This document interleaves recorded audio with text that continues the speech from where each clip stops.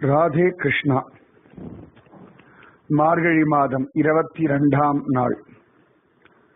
திருப்பாவை 22வது பாசுரம்.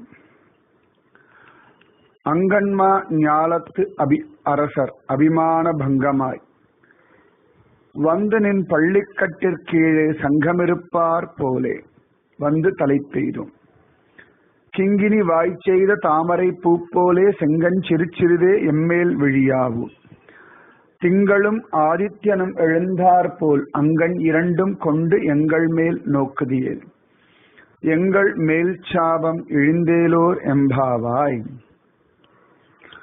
ஆண்டாள் சரணாகதியினுடைய பலவிதமான விஷயங்களை நமக்கு புரியும்படியா சொல்லி கொடுக்கிறார். அதாவது ரொம்ப பெரிய லெவல்ல இருக்கவாள்லாம் கூட பகவானுடைய திருவடிகள்ல சரணாகதி பண்றா. அப்ப சாதாரண மனுஷ ஜென்மாவான நாம் பகவான சரணாகதி அடைகிறது தான் உத்தமம் அப்படின்னு நமக்கு புரிய வைக்கிறார். இன்னொன்னு, உலகத்துல யார் எவ்வளவு பெரிய ஆளா இருந்தாலும் பகவானுக்கு கீழே தான் அவ. அது நல்லா ஞாபகம் வச்சுக்கோங்க, சரியா? இந்த சரணாகதி ரொம்ப சுலபமான உபாயம். எனக்கு தெரியல, எனக்கு முடியல, என்ன காப்பாத்து, இதான் சரணாகதி. இதுக்கு ஒன்றும் பெரிய விஷயமே தெரிய வேண்டாம். பகவான் பெரியவன் வித்துண்டா போதும். எப்படி குழந்தைகள் தன்னுடைய தாயும் தகப்பனும் தன்னை காட்டிலும் பெரியவர்கள் நம்பி என்ன தூக்குங்கோ அப்படின்னா கெஞ்சறதோன்னு, அது போல ஹே பிரபு என்னை கை தூக்கி விடு அப்படின்னு கெஞ்சணும். பகவான் மிகப்பெரியவன் ஒத்துக்கணும். அவனால படைக்கப்பட்ட பூமி பெருசுன்னு ஒத்துக்கிறோம், அவனால படைக்கப்பட்ட சூரியன் பெருசுன்னு ஒத்துக்கிறோம், அவனால படைக்கப்பட்ட காற்று பெருசுன்னு ஒத்துக்கிறோம், அவனாலே படைக்கப்பட்ட கடல், நட்சத்திரங்கள், சந்திரன் எல்லாமே பெருசுன்னு ஒத்துக்கிறோம். பிராக்டிக்கலா நம்ம பார்க்கணும், இதெல்லாமே நம்மளை விட ரொம்ப பெருசு. பஞ்சபூதங்கள்லாம் அப்படி ஒரு பலமா இருக்கு. சோ இதெல்லாம் படைச்ச பகவான் எவ்வளவு பெரியவனா இருப்பான் அப்படி யோசிக்கணும். இயற்கை அப்படின்னு எடுத்துனா கூட இந்த இயற்கை இவ்வளவு அழகா டிசைன் பண்ணிருக்கிறதுக்கு ஒரு ஆள் வேணும் இல்லையா? அது ஆட்டோமேட்டிக்கா ஒன்று டிசைன் ஆயிடாது. எல்லாமே ஒரு there is a reason இல்லையா? பகவான் அவ்வளவு அழகா பண்ணிட்டு இருக்கான். ஆண்டாள் கிருஷ்ணனை அவ்வளவு அழகா கொண்டாடுறான். அங்கன்மா ஞாலத்து அரசர் அபிமான பங்கமாய். முதல்ல அபிமானத்தை விடணும். நம்ம எல்லாருக்குமே ஒரு அபிமானம் இருக்கு. நான் பெரியவன், நான் இதை அழகா பண்றேன், நான் நல்லா பண்றேன், என்ன மாதிரி இதை பண்றதுக்கு ஆள் கிடையாது, என்னை விட்டா இந்த விஷயத்தை நடத்துறதுக்கு ஆள் கிடையாது, நான் ரொம்ப அழகா யோசிக்கிறேன், மற்றவாள்லாம் அப்படி யோசிக்கிறது இல்ல, இப்படி நிறைய அபிமானங்கள். அபிமான தம்பாதிகம் தியாஜ்யம் அப்படின்றார் நாரத மகரிஷி. அபிமானத்தையும் டாம்பிகத்தையும் விடுவாய் அப்படின்றார் நாரத மகரிஷி. நீதான் பெரியவன் நினைச்ச வச்சுக்கேன், உன்னை விட கோடி பேரை கல நேரத்துல உருவாக்கக்கூடிய சக்தி பகவானுக்கு உண்டு. இது நல்லா புரிஞ்சுக்கணும். உனக்குள்ள ஏதாவது அற்புதமான, அபரிமிதமான, ஆச்சரியமான சக்தி இருக்குன்னா அது பகவத் கிருபை அப்படின்னு புரிஞ்சுக்கணும். நான் தான் பெரியவன் நினைச்சுட்டோம்னா ஜெயிக்க முடியாது. நல்லா புரிஞ்சுக்கணும் அது. ஆண்டாள் சொல்ற அங்கன்மா ஞாலத்து அரசர், பெரிய இந்த பூமியுடைய சார்வபௌமன் அப்படின்னு சொல்லுவா. சக்கரவர்த்தி, பூமியே ஒரு வெண்கொற்ற கொடைக்கு ஆளக்கூடியவர்கள் நிறைய பேர் உண்டு. எவ்வளவு பெரியவாளா இருந்தாலும் மரணம் வந்துடுத்துனா அப்புறம் மறந்து போயிடும் அவளெல்லாம் நமக்கு. இன்னைக்கு எத்தனை ராஜாக்களை நமக்கு ஞாபகம் இருக்கு சொல்லுங்க? ஒண்ணும் கிடையாது. அதனால எப்பொழுதுமே ஒரு நிதானம் இருக்கணும். அங்கன்மா ஞாலத்து அரசர் அபிமான பங்கமாய் வந்து நின் பள்ளிக்கட்டிற்கீழே சங்கம் இருப்பார் போலே. பெரிய ராஜாதி ராஜாலாம் பகவானே நின் சரணமே கதின்னு வந்துடுறாளாம். இன்னைக்கும் பார்த்தோம்னா பூரி ஜெகநாத கஷேத்திரத்துல ஜெகநாதனுடைய ரத யாத்திரை ரொம்ப விசேஷமா இருக்கும். ஆஷாட மாசம், இந்த ஆடி மாசம் ரொம்ப விசேஷம். பண்டரிபுரத்துல ஆஷாட சுக்ல ஏகாதசி, அதே சமயத்துல பூரியில ஆஷாட ரத யாத்திரை, ஆடியில தான் நம்முடைய ஆண்டாளுடைய அவதாரம். அப்ப அந்த பூரி ஜெகநாத ரத யாத்திரையில அந்த ராஜ வம்சத்தர்கள் இன்னைக்கும் உண்டு, வம்சத்தார். ராஜவம்சம் என்ன பண்ணுவா, தங்க தொடப்பத்தினாலே ஜெகநாதனுடைய ரத வீதிய சந்தனம் தெளிச்சு பெருக்குவா. அந்த காலத்து அவளுக்கு ராஜ்ய பரிபாலனம் பண்ற அதிகாரம் இருந்தது. அப்பயே அவ அப்படி பண்ணிட்டு இப்ப ராஜ்ய பரிபாலனம் இல்லைன்னா கூட அவ வம்சத்தாருக்கு அந்த கைங்கரியம் உண்டு. சரியா? இன்னைக்கும் திருவிதாங்கூர் ராஜ சமஸ்தானம். நம்ம திருவனந்தபுரம் எல்லாம் திருவிதாங்கூர் ராஜ சமஸ்தானம் தான். இன்னைக்கு அவள மகாராஜா அப்படின்னா சொல்லுவா. ராஜ்யம் இல்லை, ஆனா அந்த திருவிதாங்கூர் ராஜ வம்சத்தாரு மகாராஜா அப்படின்னு தான் சொல்றது வழக்கம். இன்னைக்கும் அவள்லாம் பத்மநாபதாசர்கள் அப்படின்னு தான் அவளுக்கு பெயர். பத்மநாபதாசர்கள் அவ்வளவு அழகா பகவானை சேவிக்கிறதுக்கு பூரண அதிகாரம் அவளுக்கு உண்டு.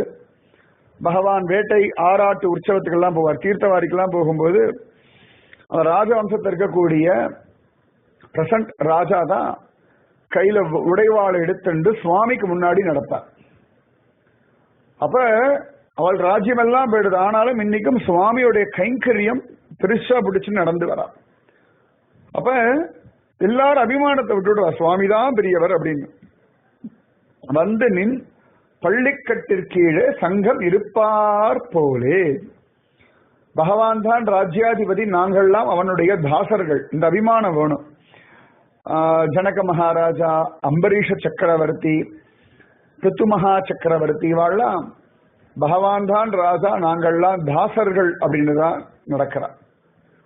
பெரிய பெரிய தேவர்களுக்கெல்லாம் ராஜான்னு பார்க்கும்பொழுது நம்ம பிரம்மதேவன், இந்திரன் இவாள்லாம் வருவான். ஆனா அவளே கூட கைகூப்பி பகவான் முன்னாடி கைகட்டி வாய்ப்பத்தி திருப்பார்கடல்ல பகவானுடைய தரிசனத்துக்காக வந்து ஏங்கிட்டு கிடக்கிறார்.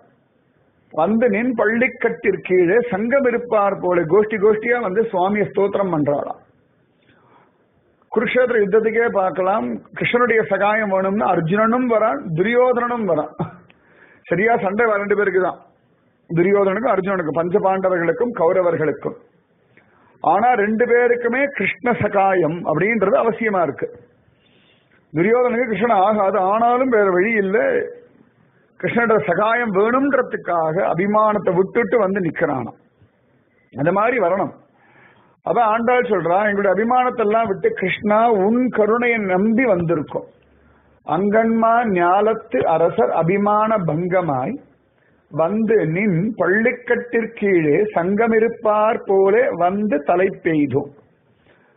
எப்படி அவள் அபிமானத்தை விட்டுட்டு உன்னுடைய ஒரு கிருபா கடாட்சத்துக்காக வருவாளோ அதுபோலே நாங்களும் வந்திருக்கோம். அதனால கிருப பண்ண கிருஷ்ணா, வந்து தலை பெய்தோம். கிங்கினி வாய் செய்த தாமரை பூ போலே செங்கன் சிறு சிறுதே எம்மேல் விழியாவோ. அழகா கால எல்லாம் இந்த பரதநாட்டிய சலங்கைகள் எல்லாம் பார்த்தா இந்த சலங்கையில தாமரைப்பூ மாதிரி டிசைன் இருக்கும். இந்த தாமரைப்பூவோட வாய் வந்து மூடியும் இருக்காது, ரொம்ப திறந்து விட்டுருக்க மாட்டா, லேசா அப்படி பிரிச்சு விட்டுருப்பா, அப்படி விளக்கி விட்டுருப்பா. அதுல அப்படி பார்த்தோம்னா அது உள்ளுக்குள்ள இருக்க அந்த வட்டமான அந்த குண்டு மணி இப்படி ஆடின்னு இருக்கும். அதுதான் கிங்கினி வாய் செய்த தாமரை பூ போலே. அந்த மாதிரி கிருஷ்ணா உன் கண்களை லேஸ் லேசா திறந்து எங்களை பார்க்கணும். கிங்கினி வாய் செய்த தாமரை பூ போலே செங்கன் சிறு சிறுதே எம்மேல் விழியாவோ. கொஞ்சம் கொஞ்சமா என் கண்கள், உன் கண்கள் எங்க மேல பார்க்காதா? பிரஹசிதம் பிரிய பிரேம வீக்ஷணம் விஹரணம் சதே தியான மங்களம். ஹே பிரியா, நீ பிரேமையோட ஒரு பார்வை பாப்பையே, அந்த பார்வை அவ்வளவு நல்லா இருக்கும். கடைக்கண் பார்வை அவ்வளவு அழகா இருக்கும், ரொம்ப ஆச்சரியமா இருக்கு. அதரம் மதுரத்துல ரொம்ப அழகா வல்லவாச்சாரியர் மகாபிரபு சொல்றார், நயனம் மதுரம் அப்படின்றார். யஷ்டிர் மதுரா சிருஷ்டிர் மதுரா எல்லாமே அழகா இருக்கு அவனோட. இந்த நயனம் பார்க்கறது அழகா இருக்கு, அந்த பிரேமையும் அது அழகா இருக்கு. அந்த கண்கள் பாதி கண்ணு மூடி பாதி கண்ணு திறந்து சுவாமி நம்ம பார்க்கறதே அபாடான் இருக்கான். இந்த குழந்தைகள்லாம் ஒரு அறத்தூக்கத்துல ஒரு பார்வை பார்க்கும், பார்க்கறதுக்கு பாதி மலர்ந்த ஒரு தாமரை பூ போல இருக்கும். அந்த மாதிரி கிருஷ்ணா நீ ஆசையோட பாருப்பா, அப்படி பார்த்துட்டேன்னா சந்தோஷம்டா கிருஷ்ணா. கிங்கினி வாய் செய்த தாமரை பூ போலே செங்கன் சிறு சிறுதே எம்மேல் விழியாவோ. நீ லேசா நீ பாக்குறியா இல்லையான்னு அடுத்த வாழ்க்கை தெரியப்படாது. ஆனா நீ பாக்குறேன்னு எங்களுக்கு தெரியணும். அந்த பார்வை எங்களை கரங்கடிக்கும், நாங்களும் உன்னை பார்ப்போம். அப்படி ஒரு சங்கேதமா ஒரு சுகம். மன்னார்குடி ராஜகோபால சுவாமி ஒரு பார்வை பார்ப்பார், அழகா இருக்கும். ரங்கன் மலர விழிச்சு பார்த்துருவார், ரொம்ப ஆச்சரியமா இருக்கும். காஞ்சி வரதன், திருப்பதி பெருமாள், ஒவ்வொருத்தரும் பார்க்கிற ஒரு அழகு தனி. பாண்டுரங்கன் ஆண்டால தான் சொல்றா, எம்மேல் விழியாவோ தேவர்கள் மேல அசுரர்கள் மேல எல்லாம் அந்த கிருபா கடாட்சம் விழருது எல்லார் மேலையும். எங்களுக்கு வாழ்க்கையில எது சுகம் சொல்லு கிருஷ்ணா, நீ எங்களை பார்க்கறது. இந்த குழந்தைகள்லாம் ஏதாவது தப்பு பண்ணிடும், அம்மா என்ன பண்ணுவா, பேச மாட்டா, கண்டுக்க மாட்டா, அவ பாட்டு வேலையை பார்த்துட்டு இருப்பா. இந்த குழந்தைகள் கெஞ்சும், மா ப்ளீஸ் சாரிம்மா, இனிமேல் பண்ண மாட்டேம்மா, சமத்தா இருக்கேம்மான்னு. அம்மா அதுக்கு பார்க்கவே மாட்டா. இந்த அம்மா பார்க்கிற வரைக்கும் அந்த குழந்தைகளுக்கு என்னமோ பண்ணும், ஐயோ அம்மா நம்மளை பார்க்க மாட்டேங்கிறாளே, அது பெரிய இழப்பு. அதுபோல கிருஷ்ணா அந்த பார்வை, ஒரு பார்வை, ஒரு ஈரத்தோட அச்சோடி இந்த குழந்தைகள் எங்களுக்காக எனக்காக வந்திருக்க. விடியாத காலம்பரம் மார்கழி மாசம் குளிர்ல நடுங்க வந்துட்டு இருக்கு. என்னதான் இருக்கோ பாவம். நீ கொடுக்கறதெல்லாம் பின்னாடி, நீ என்ன கொடுக்க போறேன்றதெல்லாம் பின்னாடி. ஆனா நீ ஒரு பார்வை பார்த்துட்டே வச்சுக்கோயேன், அதுலயே பாதி துக்கம் மாறி போயிடும். இப்ப திருப்பதி போனோம் அப்படின்னா சுவாமியை ரொம்ப நேரம் நின்று சேவிக்க முடியாது. டக் அப்படின்றதுக்குள்ள திருப்பதி பெருமாளுடைய தரிசனம் முடிஞ்ச ஜரகண்டியும் தள்ளி விட்டுடுவா. நமக்கு பார்த்து திருப்தி இருக்காது, ஆனாலும் போயிட்டு வந்த ஒரு சந்தோஷம் உண்டு திருப்பதியில மட்டும். இப்ப சுவாமி இப்ப ஸ்ரீரங்கத்தெல்லாம் பார்த்த மாதிரி ஒரு திருப்தியோ, பன்றியபுரத்துல ஒரு பார்த்த திருப்தியோ திருப்பதியில இல்லை. ஆனா ஒரு திருப்தி உண்டு, என்னடா பெருமாளை பார்த்தாச்சு அப்படின்னு. எங்கே அந்த திருப்தி வருதுன்னா, அவர் தன்னுடைய கிருப்பையினால ஒரு பார்வை பார்த்துட்டார். அந்த ஒரு பார்வை எப்படி அந்த அகாசுரன் வாய்க்குள்ள குழந்தைகள் எல்லாம் போய் மாட்டிக்கிறது, பகவானும் அவர்களுக்காக உள்ள போறான். பகவான் அத்தனை குழந்தைகளையும் வெளில மீட்டு கொண்டு வரான். தன்னுடைய கிருபா கடாட்சத்தினாலேயே செத்து போன மாடு, கண்ணுக்குட்டிகள், குழந்தைகளை காப்பாற்றுறான். காளிய மடுவுல ஜலம் குடிச்சு கீழே விழுந்த குழந்தைகள், மாடுகள், கண்ணுக்குட்டிகள் எல்லாம், இறந்து விழுந்த குழந்தைகள்லாம் தன் கிருபா கடாட்சத்தினாலே உயிர் பெறச் செய்கிறான். அந்த ஒரு பார்வை, அழகான ஒரு பார்வை. கோபிகள் அவன் பார்க்கிற அழகான ஒரு பார்வை, யசோதையை பார்க்கிற அழகான ஒரு பார்வை. அது திருப்பார்கடல்ல பாதி கண்ணு மூடி பாதி கண்ணு திறந்து ஒரு கிடக்கத்துல பார்ப்பான். அதான் ஆண்டாள் சொல்லுவான், கிங்கினி வாய் செய்த தாமரை பூ போலே செங்கன் சிறு சிறுரே எம்மேல் விழியாவோ. ஏன் விழிக்கணும் அப்படின்னா, திங்களும் ஆதித்யனும் எழுந்தார் போல் அங்கன் இரண்டும் கொண்டு எங்கள் மேல் நோக்குதியேல். சந்திர சூரிய நேத்திரங்கள், அதுபோல அழகான திருக்கண்கள். விஸ்வரூப தரிசனத்துல கூட அர்ஜுனன் பார்க்கும்பொழுது பகவானுடைய ஒரு கண்ணு சந்திரனாகவும் ஒரு கண் சூரியனாகவும் தெரிகிறது. அப்ப ஒவ்வொரு நாளும் சூரியனை பார்க்கும்போது கிருஷ்ணன் பார்க்கிறார் அப்படின்னு நினைச்சுக்கணும். அதுவும் சந்திரன், திரை சந்திரன்லாம் பார்த்தோம்னா பாதி மூடின்னு இருக்க கண்ணு மாதிரி தான் இருக்கும். அப்ப போய் சூரியனை போய் வெயில் காலத்தை திட்டுவாள, பாழா போன சூரியன் கிருஷ்ணனுடைய அழகான திருக்கண்கள். அதனாலதான் இவ்வளவு சோலார் எனர்ஜி எல்லாம் கிடைக்கிறது சொல்லுங்க. அதான் ஆண்டாள் ரொம்ப அழகா சொல்ற, தஸ்யதா கப்யாசம் புண்டரீகமேவ மக்ஷினி அப்படின்னு உபனிஷத் வாக்கியம் சுவாமி ராமானுஜர் அழகா சொல்லும்போது சொல்றார், சூரியனால் அலர்த்தப்படுகின்ற தாமரை போன்ற கண்கள் அப்படின்னு வியாக்கியானம். சுவாமி ராமானுஜர் யாதவ் பிரகாசனுக்கு அப்படி சொல்றார், எவ்வளவு அழகான திருக்கண்கள் தெரியுமா சுவாமிக்கு அப்படின்னு சார். அப்ப அதனால ஆண்டாள் சொல்றா, திங்களும் ஆதித்யனும் எழுந்தார் போல் அங்கன் இரண்டும் கொண்டு எங்கள் மேல் நோக்குதியேல். எங்கள் மேல் சாபம் இழிந்தேலோர் எம்பாவாய். எங்க மேல நிறைய சாபம் இருக்கு. கோபிகளுக்கு என்ன சாபம் இருக்க போறது? இப்படி அனுபவிக்கிறாளே, என்ன அநியாயம். கிருஷ்ணனை கட்டி பிடிக்கிறா, கிருஷ்ணனோட ஆடுறதுகள் யாரு கேட்பாரே கிடையாதுன்னு அந்த பிருந்தாவனத்திற்கு சில வயசானவாள்லாம் பொறாமையில பொறுமராளாம். அவள்லாம் அவ மேல சாபம் கொடுத்துட்டாலும் அந்த சாபம் நீங்கணுமா, அது சொல்றான் ஆண்டாள். எப்பொழுதுமே பக்தா மேல மற்றவாளுக்கு ஒரு பொறாமை உண்டு. இந்த பக்தா எப்ப பார்த்தாலும் ஜாலியா இருப்பா, எப்ப பார்த்தாலும் அவளை பார்த்தா ஒரு ஐஸ்வர்யம் இருக்கும், எதுக்குமே கவலைப்பட மாட்டா. இந்த சம்சாரிகளுக்கு கவலைக்கு காரணமே வேண்டாம், கண்டதுக்கும் கவலைப்பட்டு தொலையும். யாராவது பக்தர்கள்லாம் கவலைப்படாம இருக்கான்னா ஓ எப்படிதான் அப்படி இருக்காளோ தெரியல அப்படின்பா. பட்டத்துக்கெல்லாம் சம்சாரிகள் அழுவா. பக்தர்கள் பகவானுக்காக மட்டும்தான் அதை ஆசைப்படுவா. பனியரும்பு உதிருமாலோ என் செய்கேன் உலகத்தீரே அப்படின்றார். தொண்டடிப்படி ஆழ்வார்னு பகவானை நினைச்சு ஒரு துளி கண்ணீர் விழிஞ்சா தேவலையே அப்படின்றார். அதல்லவா வாழ்க்கை. கரண்ட் போயிடுதேன்னு ஒரு அழுக, கால் வலிக்கிறதேன்னு ஒரு அழுக, அவா திட்டாளேன்னு ஒரு அழுக, நினைச்சது நடக்கலையேன்னு ஒரு அழுக, குழந்தைகள் சொல் பேச்சு கேட்கலையேன்னு ஒரு அழுக, வேலைக்கார கரெக்டே வரமாட்டேங்கிறாளேன்னு அழுக. என்னத்துக்கு அழறதுக்கு ஒரு விவஸ்தை வேண்டாமா? அது என்ன கோழா மாதிரி திறந்தா அப்படி குடுக்கணும்னு கொட்டுருமா? வைத்திகார்த்தனம். அழகா பகவானுக்காக. அதனாலதான் குலசேகர ஆழ்வார் சொல்றார், பேயரே எனக்கு யாவரும் யானும் ஓர் பேயனே, எவர்க்கும் இது பேசி என் ஆயனே அரங்கா என்றழைக்கின்றேன், பேயனாய் ஒழிந்தேன் எம்பிரானுக்கே அப்படின்றார். பக்த ஜனங்களை பார்த்தா மற்றவாளுக்கு பைத்தியம் மாதிரி தோன்றது, மற்றவாளை பார்த்தா பக்தாளுக்கு பைத்தியம் மாதிரி தோன்றது. ஆக மொத்தம் எல்லாம் பைத்தியம். எவர்க்கும் இது பேசி என் ஆயனே அரங்கா என்று அழைக்கின்றேன். ரங்கா ரங்கா ரங்க வைத்தியமா அலையிறது தான் எனக்கு சுகம் அப்படின்றார் குலசேகர ஆழ்வார். அப்ப இந்த பக்தாளுக்கு விசேஷமான ஒரு கிருபை இருக்கா. அந்த கிருபை மற்றவாளுக்கு பொறாமையா இருக்கு. சந்துக்காரம்லாம் பெருசா சம்ஸ்கிருதம் எல்லாம் வாசிச்சவர் கிடையாது. ஆனா அபங்கம் எல்லாம் அப்படி எழுதுறார். பெரிய பெரிய சன்னியாசிகளுக்கு எல்லாம் கோபமா வருது. அது மாதிரி சைத்தன்ய மகாபிரபு 24 வயசுல சன்னியாசம் வாங்கிட்டு வர்றார். காசிக்கெல்லாம் போறார். ரொம்ப அமைதியா இருக்கார், வினயத்தோட இருக்கார், பெருமை இல்லாம இருக்கார். அதை பார்த்து காசியில இருக்கிறவாள்லாம் சைத்தன்ய மகாபிரபு காலில் வந்து விழறார். ஆனா மற்ற சன்னியாசிகளுக்கெல்லாம் அது பொறாமையா இருக்கு. இது உலகத்தினுடைய சுபாவம். உடனே அவாவா கஷ்டப்படுத்துவா. நிகமாந்த மகாதேசிகருக்கு அவ்வளவு பெருமை இருந்தது. பெருமைனா உலகம் அவரை கொண்டாடுறது. மற்றவாளுக்கு அந்த பெருமை பிடிக்கல. உடனே என்ன பண்ணிட்டா, அவளோட செருப்பெல்லாம் எடுத்து தோரணம் மாதிரி கட்டி தேசிகரோட ஆத்து வாசல்ல கட்டி விட்டுட்டா. தேசிகருடைய சிஷ்யர்கள் போய் சொல்றா நிகமாந்த மகாதேசிகர் இடத்துல.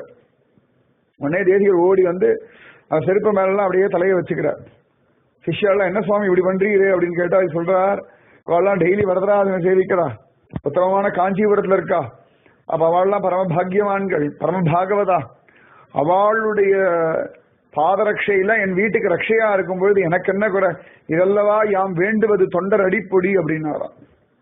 அதாவது இவளை அவமானப்படுத்தணும்னு நினைச்சாலும் அதையும் அவ வந்து பாசிட்டிவா எடுத்துக்கிறாளாம். அதல்லவா குணம். சொல்லு பார்க்கலாம். இப்ப நம்மளதான் ஏதாவது சொன்னா எவ்வளவு கோவம் வருது, எவ்வளவு அழுக வருது, நினைச்சு புலம்புறோம். பட் பெரியவாள்ல அவ்வளவு அழகா இருக்காள். அதனால அவ மேல எப்ப பார்த்தாலும் யாராவது ஒருத்தர் சாபம் கொடுத்துட்டே இருக்காளாம். இந்த சாபம் எல்லாம் அவளை பாதிக்கிறது இல்லை. ஏன் தெரியுமா? கிருஷ்ணன் அவளை பார்த்துட்டு இருக்கான். கிருஷ்ணன் பார்த்துட்டே இருக்கிறதுனால ஒண்ணுமே பண்ண முடியல. ஒண்ணும் வேண்டாம், இந்திரன் கொழுப்பெடுத்து போய் இவனுடைய பூஜையை நிறுத்திட்டான்னு சொல்லி கொட்டு கொட்டு மழைய கொட்டுறான். பிருந்தாவனத்தை அழிச்சு போடுறேன் அப்படின்றான். ஆனா அழிக்க முடியலையே. 7 நாள் மழை விடாம கொட்டுறான். பகவான் கோவர்தனகிரியை தூக்கி நின்னுட்டார். இந்திரன் 7 நாள் கழிச்சு அடங்கி ஒடுங்கி வந்தா. கைகட்டி வாய் புத்தி தப்பு பண்ணிட்டேன் சுவாமி, மன்னிச்சிடுங்கோ.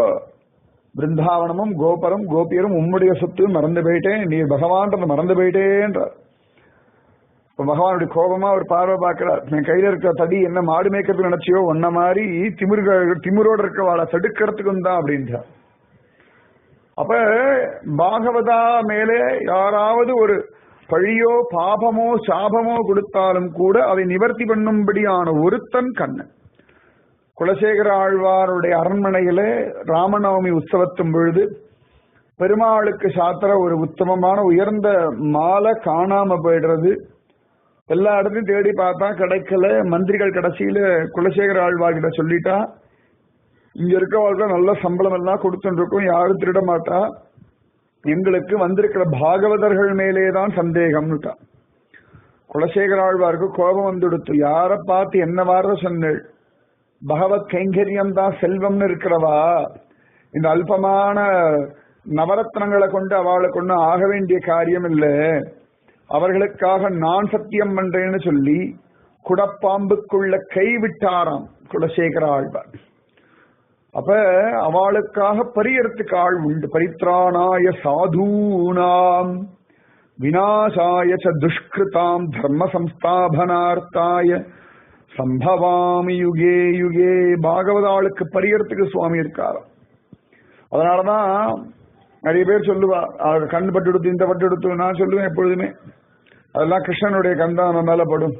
திவ்ய திருஷ்டி தான் இருக்கு. ராமானுஜர் கண் நம்ம மேல படட்டும், தப்பே இல்லை, பட்டு தான் இருக்கு. குரு கடாட்சம் நம்ம மேல பட்டு தான் இருக்கு. நல்லா விழி கிடைக்குமா, அபய கரம் கிடைக்குமான்னு கேட்கிறோம். கிருஷ்ணனோட கண் நம்ம மேல பட்டு தான் இருக்கு. இதை தாண்டி வேற என்ன நம்ம மேல பற்ற போடு சொல்லுங்க. அதனால ஆண்டாள் சொல்றா, கிருஷ்ணா அங்கன் இரண்டும் கொண்டு எங்கள் மேல் நோக்குதியேல் எங்கள் மேல் சாபம் இழிந்தேலோர் எம்பாவாய். அதாவது பகவான் அடைகிறதுக்கு நிறைய விரோதிகள்லாம் இருக்கா நமக்கு. அதெல்லாமே சாபம் தான். பூர்வ ஜென்ம சாபம், காமம், குரோதம், பயம், பந்தம், பாசம், இதெல்லாம் பகவானை அடைய விடாம நம்மள தடுக்கிறதுகளா. அது இல்லாம பந்துக்கள் இவெல்லாம் அனுகூல சத்ரு அப்படின்றா. இவ கண்ணு இருக்கு. இந்த கண்ணு அழகா பகவானை பாக்குறதுக்காக படைக்கப்பட்டிருக்கு. பகவானை மட்டுமா பாக்குறது இல்லையே. நாக்கு பேசுறதுக்கான சக்தியை பகவான் கொடுத்திருக்கான். பகவன் நாமத்தை மட்டுமா பேசுறது இல்லையே. கால்களுக்கு நடக்கிற சக்தியை கொடுத்திருக்கான். கோவிலுக்கு போகிறதுக்கு மட்டுமா யூஸ் ஆகிறது இல்லையே. கைகள் பகவானுக்கு கைங்கரியம் பண்றதுக்கு கொடுத்திருக்கான். அதுக்கு மட்டும்தான் யூஸ் ஆகிறதா இல்லையே. காதுகளுக்கு பகவத் விஷயத்தை கேட்கறதுக்கான சக்தியை கொடுத்திருக்கான். அது மட்டும்தான் கேட்கறதா இல்லையே. மனசு எல்லாத்தையும் அழகா சிந்தனை பண்றதுக்கான சக்தியை கொடுத்திருக்கான். இது என்ன வெறும் பாகவதம், ராமாயணம், ரங்கன், பத்மநாபன், பாண்டங்கன் இதை மட்டும்தான் நினைக்கிறதா இல்லையே. அப்ப இதெல்லாம் இருந்தும் நமக்கு பகவத் விஷயத்துல பிரயோஜனம் இல்லாதபடி நிறைய விஷயங்கள்லாம் தடுக்கிறது. அதெல்லாம் அழிச்சோம்னா தானாகவே பகவத் விஷயத்துல ஈடுபடுமா. குலசேகர ஆழ்வார் முகுந்தமாலாலே சொல்றார், ஜிஹ்வே கீர்த்தய கேசவம் முரரிபும் சேதோ பஜ ஸ்ரீதரம் பாணித்வந்த்வ சமர்ச்சய அச்சுத கதா ஸ்ரோத்ரத்வயத்வம் ஸ்ருணு கிருஷ்ணம் லோகயலோச்சனத்வய ஹரேர்கச்சாங்கிரியுக்மாலயம் ஜிக்ரக்ராண முகுந்த பாத துளசிம் மூர்தன்னம அதோக்ஷஜம் அப்படின்னு இந்திரியங்களுக்கெல்லாம் உத்தரவு. ஜிஹ்வே கேசவன கீர்த்தன பாடு. ஜிஹ்வே கீர்த்தய கேசவம் முரரிபும் சேதோ பஜ. என் மனசே முராரிய பஜனை பண்ணு. ஜிஹ்வே கீர்த்தய கேசவம் முரரிபும் சேதோ பஜ ஸ்ரீதரம் பாணித்வந்த சமர்ச்சய. கைகளே ஸ்ரீதரனுக்கு அர்ச்சனை பண்ணுங்கோ. ஸ்ரீதரம் பாணித்வந்த சமர்ச்சய அச்சுத கதா ஸ்ரோத்ரத்வய த்வம் ஸ்ருணு. காதுகளே அச்சுதன் கதைகளை கேளுங்கோ. கிருஷ்ணன் லோகயலோச்சனத்வய. கண்களே கிருஷ்ணனை பாருங்கோ. ஹரேர் கச்சாங்கிரி யுக்மாலயம். கால்களே ஹரியனுடைய கோவிலுக்கு நடந்து போங்கோ. ஜிக்ரக்ராண முகுந்த பாத துளசியும். மூக்கே முகந்தனுடைய பாதத்துல விழுந்த துளசிய முகந்து பாரு அப்படின்றார். மூர்தன் நம அதோக்ஷஜம். ஏ தலையே அதோக்ஷனான பகவான் திருவடிகள்ல அழகா போய் சேவி அப்படின்றார். அப்ப இந்த காரியங்கள்லாம் இதெல்லாம் பண்ணணும்னா இதெல்லாம் பண்ணாம வேற காரியங்கள் பண்ணிட்டு இருக்கோம். அதெல்லாம் சாபம் ஒண்ணும். சாபம் எல்லாம் அழிஞ்சா இதை நாம பண்ணிடுவோம். அதனால ஆண்டாள் சொல்றா, அங்கன் இரண்டும் கொண்டு எங்கள் மேல் நோக்குதியேல் எங்கள் மேல் சாபம் இழிந்தேலோர் எம்பாவாய். அப்ப கிருஷ்ண கிருபா கடாட்சம் பட்டுடுத்துனா பாபம் சரியா போயிடும், நம்மளுடைய சாபம் சரியா போயிடும். புரிஞ்சுதா? தனியா வாஸ்து, நியூமராலஜி, கிரக பலன்கள்லாம் ஒன்னும் பார்க்க வேண்டாம். ராசி எல்லாம் ஒன்னும் பார்க்க வேண்டாம். கிருஷ்ணனுடைய பார்வை ஒன்றே போதுமே. புரிஞ்சுதா? அதனால டெய்லி இந்த பாசுரத்தை சொல்லிட்டு யாருக்காவது திருஷ்டி பட்டுனா கூட இந்த பாசுரத்தை சொல்ல, எங்கள் மேல் சாபம் விழுந்தேலோ ரெம்பாவாய் சரியாயிடும். ஆத்துல ஏதான கல்யாணம் தடைபட்டு போறதா, எங்கள் மேல் சாபம் விழுந்தேலோ ரெம்பாவாய் தடை சரியா போயிடும். பிசினஸ் ஏதாவது பிரச்சனை வருதா, அங்கன் இரண்டும் கொண்டு எங்கள் மேல் நோக்குதியல் எங்கள் மேல் சாபம் விழுந்தேலோ ரெம்பாவா. இந்த பிசினஸ் அடையெல்லாம் கிருஷ்ணன் பார்த்தா சரியா போயிடும். சரீரத்துல வியாதி படுத்துட்டே இருக்கா, எங்கள் மேல் சாபம் விழுந்தேலோ ரெம்பாவா, வியாதி சரியா போயிடும். பிள்ளைகள் சொல் பேச்சு கேட்கலையா, எங்கள் மேல் சாபம் விழுந்தேலோ ரெம்பாவா, குழந்தைகள் ஒழுங்கா சரியாயிடுவா. நீ என்னெல்லாம் வேணா புலம்பு, எல்லாத்துக்கும் ஒரே பதில், எங்கள் மேல் சாபம் விழுந்து. எப்ப? கிருஷ்ணானுபவத்தினால, கிருஷ்ணானுகிரகத்தினால. அதனால சேர்ந்து ஒரு தடவை இந்த பாசுரம் சொல்லுவோமா? அங்கன்மா ஞாலத்து அரசர் அபிமான பங்கமாய் வந்து நின் பள்ளிக்கட்டிற்கீழே சங்கமிருப்பார் போலே வந்து தலை பெய்தும் கிங்கினி வாய் செய்த தாமரை பூ போலே செங்கன் சிறுச்சிறுதே எம்மேல் விழியாகும் திங்களும் ஆதித்யனும் எழுந்தாற்போல் அங்கன் இரண்டும் கொண்டு எங்கள் மேல் நோக்குதியேல் எங்கள் மேல் சாபம் இழிந்தேலோர் எம்பாவார். அப்ப இனி ஒரு சாபம் இல்லை, வரம் உண்டு. ராதே கிருஷ்ணா, ராதே கிருஷ்ணா, ராதே கிருஷ்ணா.